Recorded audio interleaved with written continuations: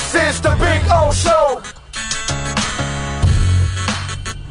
This is the Big O Show. All right, Ira, there you go. Well, that's a funky board. Is it all colored up for you like it is for me? Are you watching like an? Oh no, it looks normal on the YouTube. Wow, okay, so it's normal on YouTube there, Sean. That's weird. That looks funky on the live. I have the live feed, and then I have the record the one that's on YouTube, and the one on YouTube looks normal. The one on the live feed looks really weird. The board, but anyway, as long as you guys are seeing normal, that's good. You know, Ira, I was talking about this because we have people that are getting butt hurt sometimes about this whole thing with Flo, and he was pretty good and this and that. And I look at your situation, right, and what you're covering, and it's like Shula retires, and if you really look at it, nobody has been acceptable all the way through. Nobody's won anything significant ever after Shula. So really, every Dolphin coach has kind of been a failure overall. But then you look at the Heat, and you have Riley, and like Shula, how the hell do you live up to that? And yeah, Van Gundy did a really good job. He's a really good coach, better than any Dolphin coach that's ever taken over after Shula. And then Spo takes over.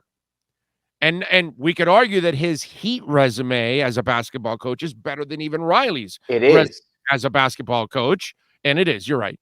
And he ends up as a top 15. And now he's considered, and we had to fight this for several years, Ira, about him being one of the best coaches, not of all time, of just right now. People would fight that. Now they stopped doing that. But when you look at the Dolphins, you have to appreciate the Heat more, because to be able to continue greatness is really difficult. You know, the one thing I would say is the one difference is you can get good in a hurry in the NBA because you only play 5 players at a time. I guess it's sort of the same as like you find a great quarterback in football. So then again, we have the Sacramento Kings, my brother. Let's not also make it that easy. But no one's going to Sacramento, and this is a free agent league. The point I'm trying to make is the Dolphins never had that great quarterback. I think if the Dolphins had that great quarterback after Marino, you probably would have had coaches that would have endured. In other words, you didn't have something to hang your hat on. Eric Spoelstra has largely, he inherited Dwayne Wade. He got the big 3. He has always had quality rosters or an owner and a general manager willing to go out and get quality components to make his team stronger. So it's the whole thing. It's not just a coach. It's the 3 things of players, of coaching, and front office. And if they're all not in lockstep, we've seen this before with some talent with the Panthers, but not the coaching, and then the coaching and not the general managers or the ownership stability. That's the difference. You have to have all 3 elements in lockstep. That's hard. So, when you talk about the Knicks never have it.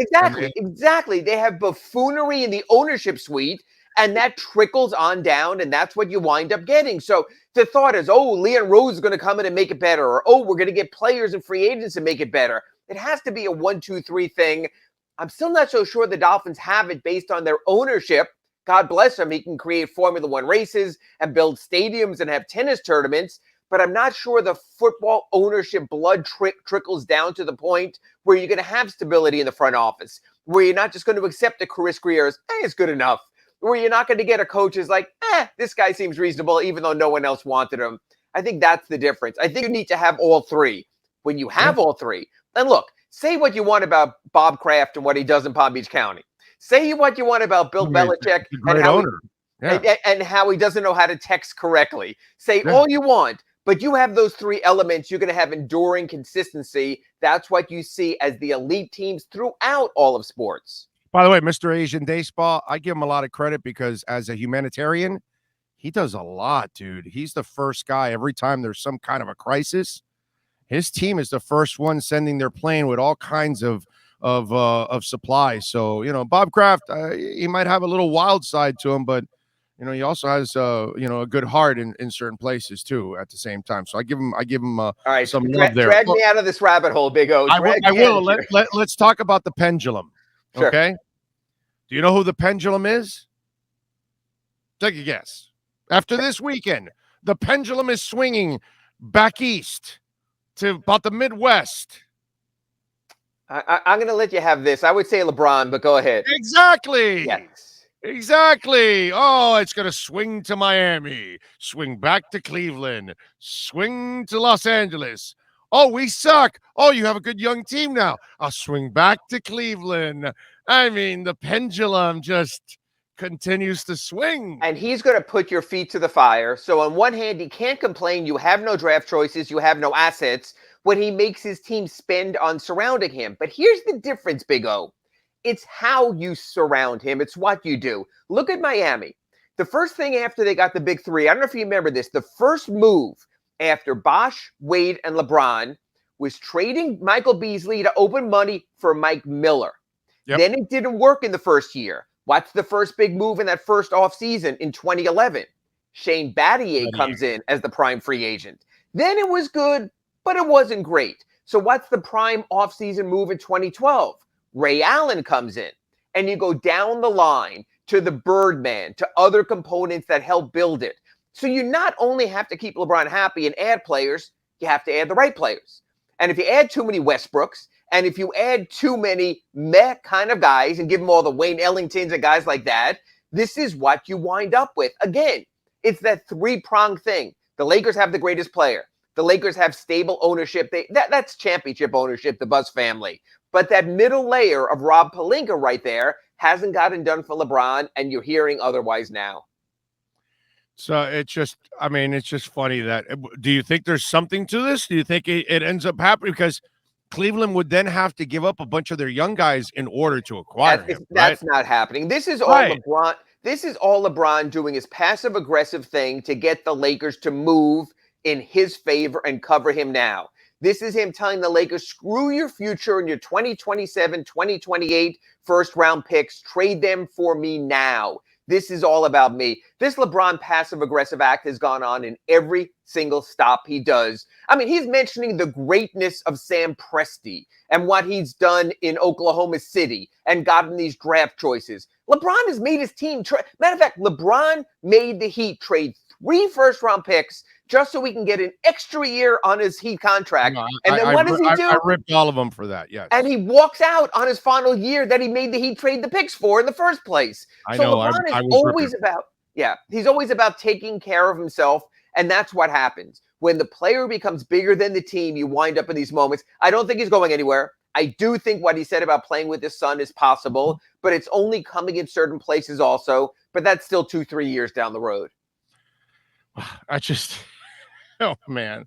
All right. I guess the All-Star game worked out well, right? Butler only 9 minutes. So, 9 minutes, 2 shots, fewer than anyone. You know what, again? And I talked to you about this last week in our Acura Pembroke Pines report.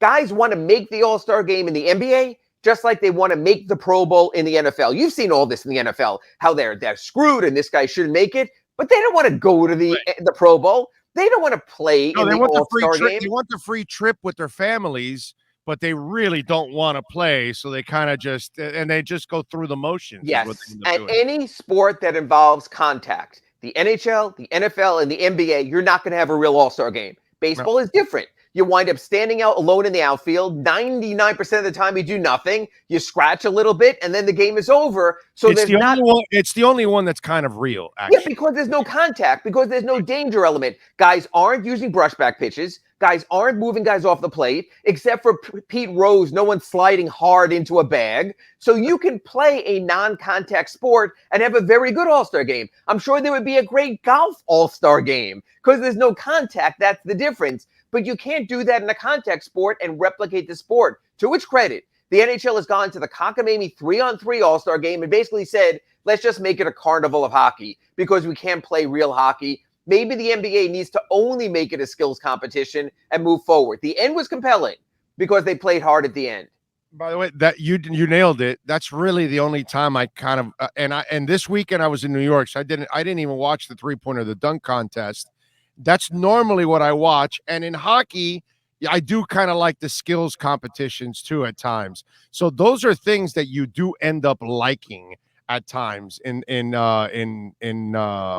you another one, Big O. As much as you say you like the Major League All-Star game, you got to admit what they have done with the home run derby to create interest. And I remember Pete Alonso the year he won it. Again, it's a non-contact environment. No one's throwing them brushback pitches. You can really sort of work on one skill set. So that's the difference. The NBA, hey, they're just happier they got a week off. I'm with you there. All right, we got the Heat off for a couple of days. Thoughts on this second half right now, health-wise, where are they? Well, you know what? I'm not going to lie. Because of the time off and the Heat, as you know, we have no new updates. I don't think there'll be any more fascinating practice than this Thursday at FTX Arena when it comes to Victor Oladipo and Markieff Morris. And seeing will be believing. And because we can get up and watch the supposedly final 20 minutes of practice, we'll get a better idea. That's a game changer. If one or both come back, forget about the trade deadline that passed, forget about the buyout deadline on March 1st. The Heat will have a much upgraded roster. To me, the only Heat story off of that Thursday practice is what did Oladipo do? What did Markieff Morris do? Where do they stand? You put Oladipo in that perimeter rotation. Put Markieff Morris in that power rotation. There's probably not another player on the market, even Goran Dragic, who's going to upgrade you that significantly. All right, so listen, Oladipo, whenever he's healthy, he's going to be a monster addition to all of this. But for Markieff Morris, he's got to kind of earn his way back into becoming a little bit more of that rotation and that he's needed, right? Because in a way, they've been just fine without him, whereas Depot's going to add an element that you may not have at times, a guy that adds that kind of defense on the perimeter and all those, and going to the hole. Obviously, he's going to be one of the better players in that. So there's elements that he adds. Markieff is kind of a complimentary guy. Does he have to kind of earn some minutes back? But the difference is at power forward, they're walking that tightrope. Because if PJ Tucker is absent or suspended or in foul trouble, there's really no plan B. So, in a way, you can make Markieff Morris more important for this reason. He settles you down at backup power forward. You have an answer. Plus, then you don't have to play Caleb Martin as a power forward. You move him to the perimeter rotation. All of a sudden, that defender you're talking about with Oladipo, you can have late game Caleb Martin guarding the opposing point guard if you want. Wow. How about Depot and Caleb guarding guys? That would be a shutdown. You're gonna have, they talk about the team being the kennel, but you're gonna sick the dogs out there. Look at the options you have defensively if everyone is back. You have Bam Adebayo, you have PJ Tucker, you have Jimmy Butler, you have Kyle Lowry, you have Caleb Martin, you have Victor Oladipo.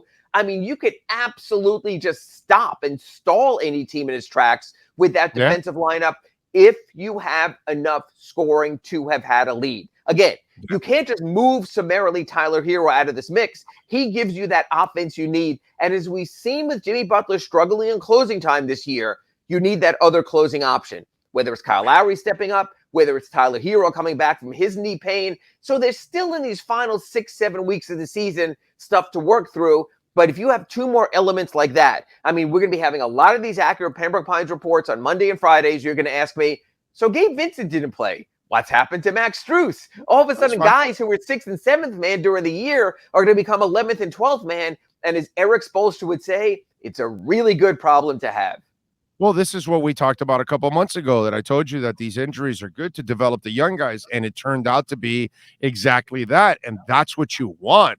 That Spo can go to his bench, and he actually has people that have experience. They've played, they've been in situations, they've come through. And so now when there's an injury or foul trouble, he can go to the bench and go, I can count on that guy, and that guy. That's enormous, man. Most NBA teams can't do that kind of stuff. This might be the deepest Heat team we've seen in a long. We have to go back to those Brian Grant, Eddie Jones, Zoe, Stan Van Gundy's first year's coach. That when they added Grant and Jones like a bonus on top of that nasty ass team that they already had, that team was super freaking loaded. You'd have to go all the way back to then to see how loaded. Except I'd say this: there is depth and there's playoff depth. Playoff depth is 8 deep.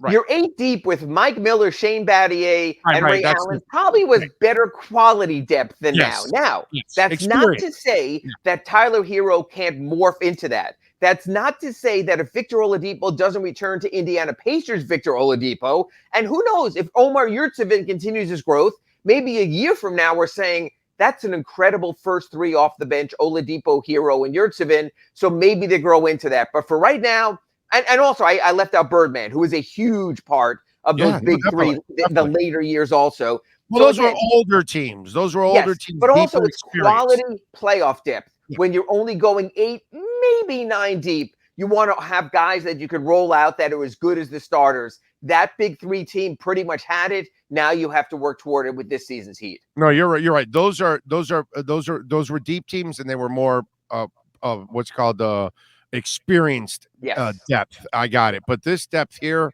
I think this depth can work in this league, man, because they're good, man. I don't think Caleb Martin or Max Strus gets small in the moment. That's what I feel. The way they play fearless, and that's what I like about those guys. And Caleb Martin is when he's got Lowry and Butler and Depot around playing that D, and with those veterans, that kid is just going to get better having those kind of guys around him.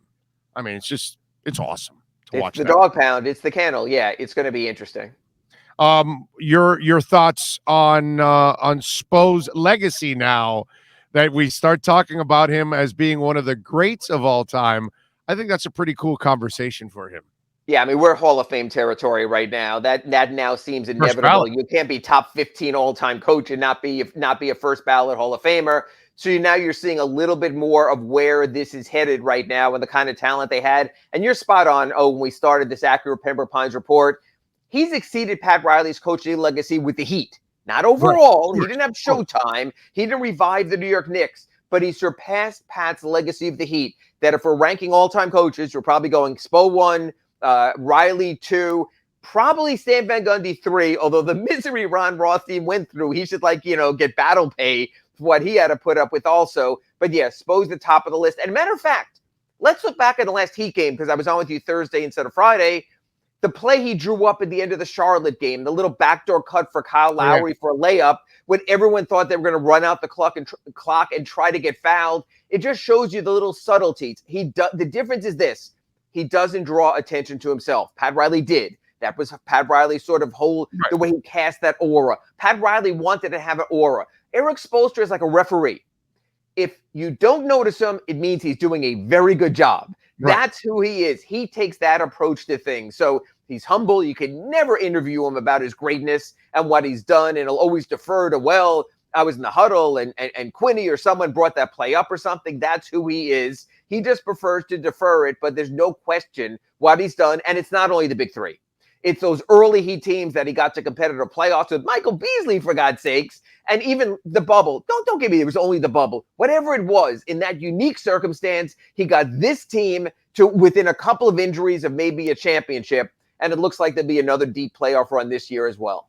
Yeah, no, but everybody was in the same circumstance, so he was able to get the most out of his team compared to others. It's just those two injuries, man, will always hound us Cham and Gora, for the rest of our damn lives to see if what could have happened with that one there. All right, what are you working on the Sun Sentinel so folks can check you out? I'm doing a piece that's going to post tomorrow on here's the Heat. They're in first place in the East. These should be the happiest of times, and only 2 teams in the NBA average more technical fouls per game than the Heat. That's Utah and Phoenix, and just shows the feistiness of who they are. They have 3 players in the top 20 in technical fouls in the NBA, in Jimmy and Dedmon and Lowry. Spo is tied for 4th among coaches in technicals. So it just shows you, this is a feisty, irascible group of guys that give no ground. You'd think these would be the best of times, and they'd be a happy bunch. Instead, you remember Jimmy ejected at home against Portland, Kyle ejected in Portland.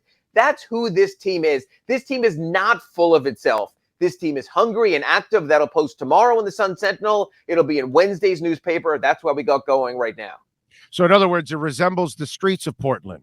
Okay, perfect. Follow him on Twitter at Ira Heatbeat and catch his work there at the South Florida Sun Sentinel. Ira, as always, thank you, my brother. Appreciate it. A pleasure, my conservative reactionist friend. Thank you, Big O. You got it. You got to follow the news. I mean, if you're just into sports, hey, I love my sports, but I do keep up with the rest of the world. Portland, you're a disaster. That was Ira Winderman.